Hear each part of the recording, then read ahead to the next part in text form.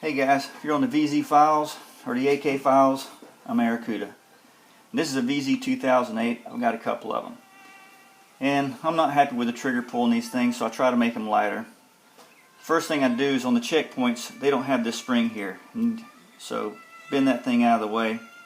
That'll lighten up your trigger pull a little bit. That'll leave you with only one spring pushing down on your disconnector for your striker.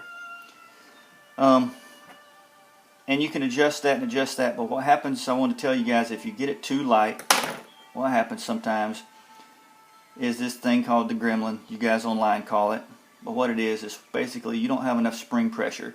The striker release here does not have enough pressure upon it. It's too loose here, and when the bolt assembly comes to the rear, right here it's bumping over the disconnect. As it goes forward, it's going to touch that disconnect again, and it's going to move your trigger. You can see the trigger movement right there. It's pushing forward on the trigger, and it catches your striker. You pull the trigger and you release it. But if this is too light, as this comes forward and hits this disconnector, it actually pushes back a little bit. That's what I just showed you. But when it does that under recoil, basically the whole assembly just hops right over this catch, and that's where your Gremlin's coming from. As you can see on the bottom of the bolt here, that's the very lowest part of the bolt, and it's shiny there. That's where it's striking against the disconnector. We know that's working. I can feel it, and I can look at the shiny spot there.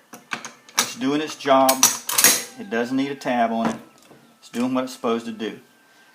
But it can't do what it's supposed to do if this spring is not pushing enough upward pressure on this disconnect, or excuse me, this striker release right there. So, if you need to, add more spring pressure. Pop the E-clip out here. Pull this pin out the side. The disconnector or the striker catch will pop right out. You can put a screwdriver in there, lift it up, get a little more spring pressure, put it back together. And if your spring pressure is too hard, if you've got a little too much trigger pulled in, then just ease it, keep bending on it, strike it, put it back down. But this weapon wasn't designed to have a tab put on it.